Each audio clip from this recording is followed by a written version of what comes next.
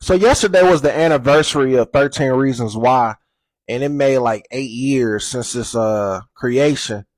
And I was talking to my brother about it last night because since time has passed, he's had a child, and I was just asking him, some of the challenges of being a parent on his firstborn, and we were just talking about like some of the comparison of the characters and 13 Reasons Why, and things we went through when we were adolescents growing up, at the school we went to. And I was telling him how, so many people failed Hannah Baker because they just didn't listen, and I know like a lot of people I was seeing on X, they were saying how gruesome a lot of the scenes were, as far as like the rape scenes, and talking about it was a lot of sexual assault scenes that was just too graphic, But the reality is, these are things that transpire in high school. You know what I'm saying? Even in lower grades. I mean, even now, teachers are like, you see it more common now. Teachers are like molesting kids. Um, and they probably could have put that in there, but they probably was like, well, we didn't already stirred the hornet's nest with scenes like the broom scene where the dude get, raped in there.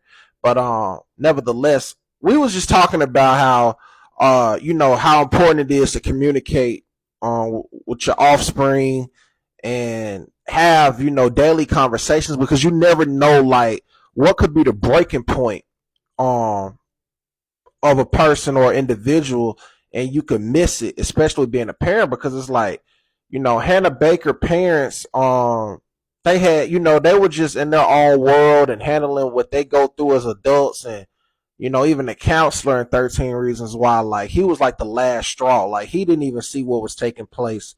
But I just believe that, regardless of the scenes that was, graphic with suicide and things like that.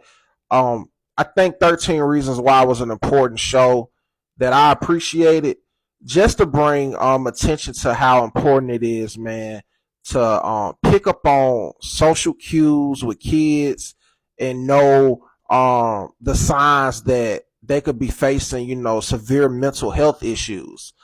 And everybody deals with pain in different ways. Some people can wear a smile on their face and be productive at work and be productive in school and still be willing to kill themselves. Um, the girl from oh man, I think her name is Haley.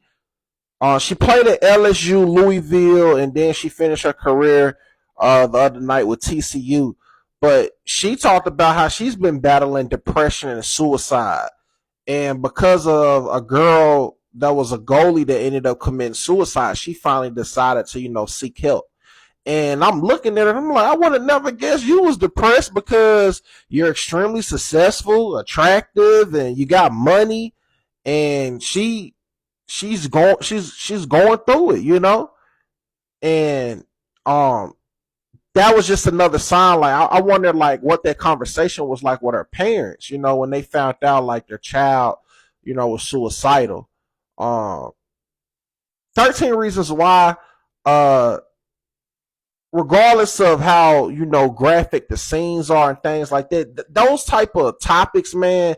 And it's not just a black community or white community. It's like people don't like having certain conversations, and they don't even want to believe that their child, will be willing to kill themselves. But not having conversations, especially tough conversations, hinder the development of children. Because my brother and I, we were speaking about like what we went through in school, and our parents, didn't catch it. And this ain't like my biological brother. Like, we just that close as friends, because I battled anxiety in school and didn't even know what that was anxiety until I got in college and took psychology. I'm like, oh, that's what that was. That's why I acted the way I did. I had band directors, man, that would come to school intoxicated, and they would just do the most, throwing drumsticks, flipping stuff over, and even showed signs of verbal abuse. So it affected me to the point I just shut down like in my regular classes, because I'd be replaying some of the things that transpired that morning, because that was the first thing I did in the morning at school. I had band practice, and I just fell off with my academic, I fell off in academics, with my in classes, because I was always just replaying it in my mind.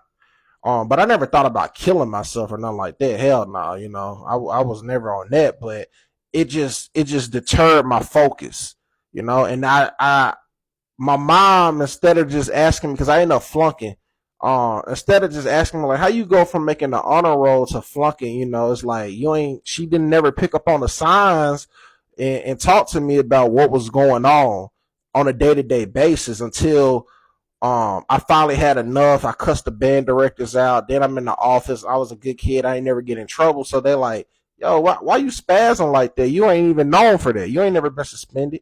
So that was just an example of, if she had just, had conversations with me, that would have never happened. So the point I'm making is you got to pick up on the cues, man. You have to communicate, especially if you have younger children. You got to talk to them and ask them what's going on a day-to-day basis, because you can't put nothing past nobody. I got friends, that I didn't know this until we got older, but they admitted to me they were molested and things like that, and it was from someone out the family. You don't want to think a family member would do something so gruesome. You know what I'm saying? And I even had a friend. She told her mom that her brother, which was her uncle, was touching on her inappropriately, and her mom told her, "Well, that's just how he show love." Come on, man. This is why people don't even talk about stuff, because that's crazy to say something like that. Like your child is already feeling uncomfortable as it is, and you're just saying that's just how he is. So some people just like emotions like Hannah, like you get into like a quicksand of a death. Like she was dead before she actually committed the act. She was dying because she felt so alone and felt so isolated, felt like nobody understood who she was. That's such a lonely place to be. And I pray I never experienced nothing like that. And I'm also praying for people that's feeling that way right now, that by the grace of God they find a way out of it. That's got to be such a lonely place. I wanted to put this video out yesterday, but I was going through some technical difficulties. But I just wanted to highlight the show 13 Reasons Why, and